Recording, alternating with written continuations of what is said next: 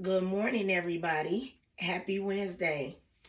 Happy Wednesday. So, today, um, I decided I wanted to talk to you all about something that I read in the Daily Bread. So, these little Daily Bread books.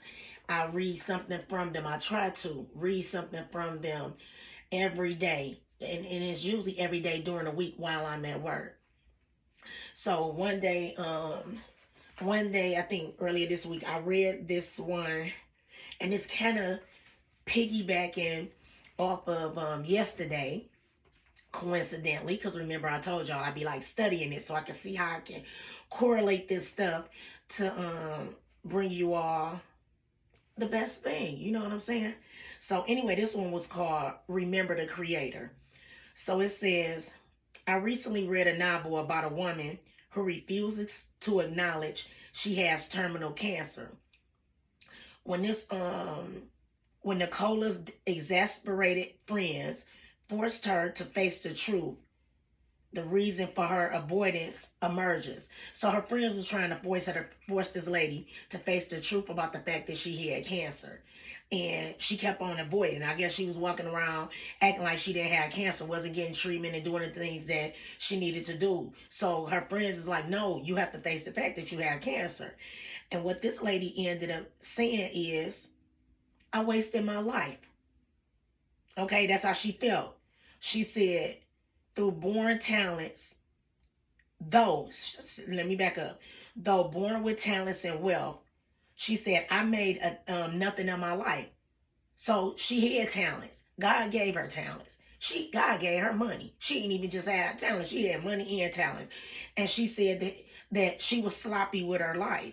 She said, I never stuck to anything. So she probably was out here doing a whole lot of things because, a lot of times when people have money, they had the resources to do as many things as they possibly want to do. But she's saying, even though I had money and I had talents, I went out here and I was constantly doing stuff and I never stuck to nothing. I never finished anything. So the prospect or the thought of her now being at the end of her life, she had terminal cancer. Okay, so terminal means that she at the end of her life. And the thought of being at the end of her life and now realizing, I ain't did nothing with my life. I have did nothing with my life. She was feeling like she had achieved little to nothing. And it was painful to her, to the thought of now finally having to leave and really realizing having to face the fact that I ain't did a dang on thing with my life. You know what I'm saying? It was crushing her. So that made me start thinking about um this this story in the Bible, and this story comes from Matthew chapter 14, chapter excuse me, people, but it comes from Matthew chapter 25, and it started at verse 14. And basically, what this story is about. This is the story about the people that the Lord gave. It was three people that the Lord gave talents to. Okay, He gave one 5 talents. He gave one 2 talents, and He gave one talent. And He went on off. The Lord went on off. These your talents. Do what you will. Okay. But then He turned around and He came back.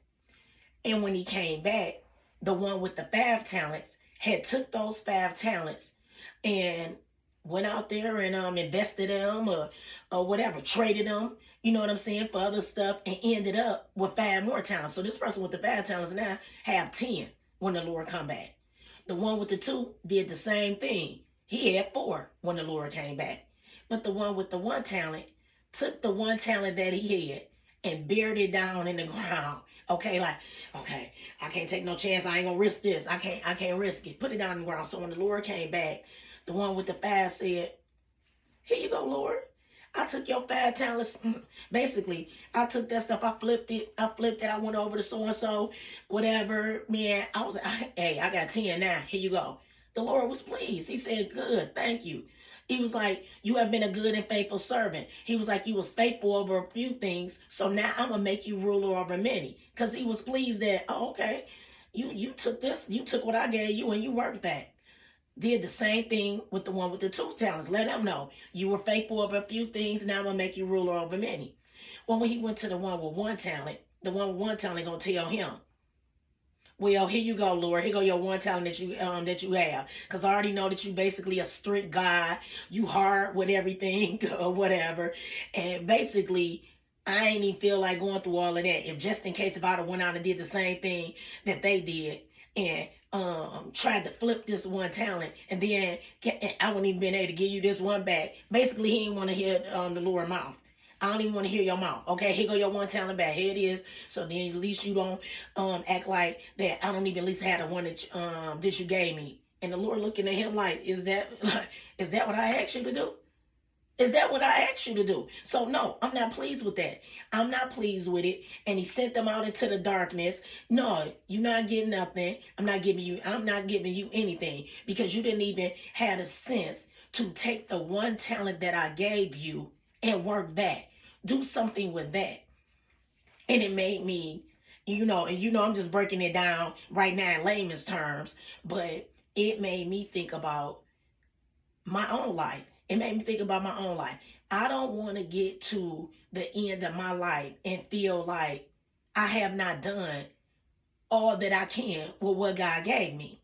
Okay, I don't want to feel like that. And I would like to think that none of y'all want to feel like that.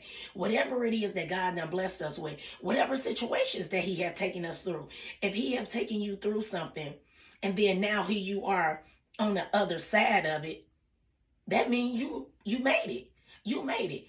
And the fact that you made it is a testimony to somebody else. You know what I'm saying? So whatever gifts that God then placed down inside of us, we are supposed to take those gifts and share them. Okay? It made me think about my own life as far as me. I was in this position and I felt like I felt like I was Brandy sitting on top of the world. I felt like I was sitting on top of the world. I can't even lie. And I was doing good. I felt like, okay, I'm doing good in this job and, I'm excelling and being all I can be. You know what I'm saying? Like that, like I'm in the army or something. But what I was not being obedient. I was not being obedient in the manner that God wanted me to be in regards to the life that I had lived. And it's not like I didn't even know it. It's not even like I didn't know it. I had like, basically, when somebody said they had a calling on their life, it's like all my life as I have been going through this journey, I have constantly known or realized that the things that I have been through are things that I was supposed to share with the world. I knew this. But because I was scared, look, I'm on the hot flash thing, y'all, today. Because I was scared, like the man with the 1 talent, I wouldn't do it. I would not do it because I kept on saying, Lord, I had this stage fright type of thing. But even with the stage fright thing, I took the stage fright and I was doing it in my professional career. I figured out a way.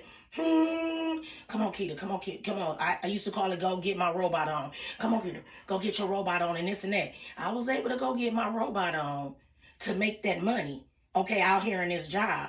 Okay, but for whatever reason, I could not seem to figure out how to get my robot on to come and do this right here.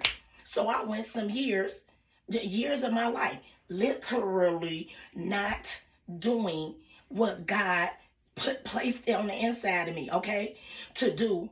And I used the constant excuse of, I'm too scared to do it. I got stage fright. I don't want to come and stand in front of nobody else. So ultimately, the job got ripped away from me. And it hurt me so bad. But I feel like God said, no, because if you can't juggle doing that and do what I told you to do, guess what? You can't have that. And then I went some years after that was taken away from me, and I kept going and doing everything else other than, okay, I'm doing, again, like the lady in here. I keep on starting all these things that I'm not completing. But I was starting things that was other people things. I kept getting into other people things, but not believing in what God gave me. I kept on not paying attention to what God gave me. So that's you faithful over a few things, I make you rule over many. He wasn't gonna make me rule over many because the few things that he had given me, I wasn't even doing a few things that he had given me. So now fast forward to me now doing this. I had the opportunity to get back to the career that I lost, that I felt like I lost. I mean, basically the exact career. Okay. And you couldn't tell me that I wasn't going to get it. I ended up not getting it. And I truly believe that that was God. I truly believe that it's God because God know Keita better than Keita know Keita. And even though I felt like, okay, Lord, I done started, I done let that veil of fear lift up off of me. And I'm doing it, Lord. I'm doing it. So I will be able to juggle that and juggle this. The Lord obviously know better than me because I didn't get the position. And I wasn't even all mad about it. I think I was more like disappointed than mad. But real quick, I had to shake it off. I shook it off because at the point of where I'm at now, 51 years old, have taken as long as I have taken to take my talents, get out here, trade them, do whatever, like I said, and then do the things I'm supposed to do. I do realize that this is what's the most important thing. This is what's the most important thing. It makes me think about this quote that Oprah has when she said, God can dream a bigger dream for you than you can ever dream for yourself. So that thing that trying to get back to the same spot, God don't even want you to try to get back to the same spot. Back there is over. Back there is over. So stop trying to get back to something. Move forward. Move forward. And so what I'm saying to you is don't sit on your talent. Don't sit on your gift. Don't sit on that thing that you know that the Lord done placed down inside of you. Don't. Because at the end of the day, you'll mess around and be regretful about all of the things that you didn't get a chance to do. And I have my own quote where I say, you never have to regret doing something that you still have a chance to do. You never have to regret doing something that you still have a chance to do. As long as the Lord is putting breath in your body, okay, you still got time to do it. You still got time to do it, okay? And again, whatever little thing that we think, dang, Lord, just give me this. God got mansions. God got streets paved with silver and gold. God got the Lord, the world is His and the fruit therein. All of this world is His. That's all I'm saying. This whole world is His, and He can give it all to us, but we have to be diligent, faithful, committed to what it is that He wants us to do. Okay, so. Don't waste your talents. Don't waste your gifts. Don't sit on your hands. Don't sit up and don't chase other people's dreams. Do what you're supposed to do. And the Lord will start letting the things that you couldn't even imagine to happen in your life start unfolding. Because I'm seeing it now in my life, now that I'm being faithful. And it's not that I don't have days that I'm like, okay, it's going a little slow, Lord. It's going a little slow. I'm not even sure, Lord, if I'm doing the exact thing that you want me to do. But what I do is just constantly do. I just constantly do. And I figured that he'll let me know. He'll let me know if I should go left or right or up or down, stop or start or whatever the case may be. He'll let me know. Okay, he'll let me know. So if you are fasting with me, continue to pray for me. I'll continue to pray for you. Today is March 13th. Shall I say? We're only, 12 days away. I think I'm going to continue doing this in some kind of capacity because it's been helping me weight-wise. I can't even lie. It done got me back to where I want to be, I guess, regulating, like the times of day that I'm eating, something about it. It has helped me weight wise. It has as far as from a health perspective, I've been having whatever little health issues, and it's done kind of slimmed down some. You know, it's not like it hasn't been going on, but it hasn't been going on as frequently. So I can see where when I'm talking about in my the reason for me fasting, when I say I want to get aligned, you know, my mind, my body, my spirit, I can see that it's starting to come together. I've been having some turbulent little times too, or whatever, but I can see where it's been coming together. So I hope it's been working out like that for you too. Have a safe day, safe travels, have a blessed day, and I will talk to you all tomorrow.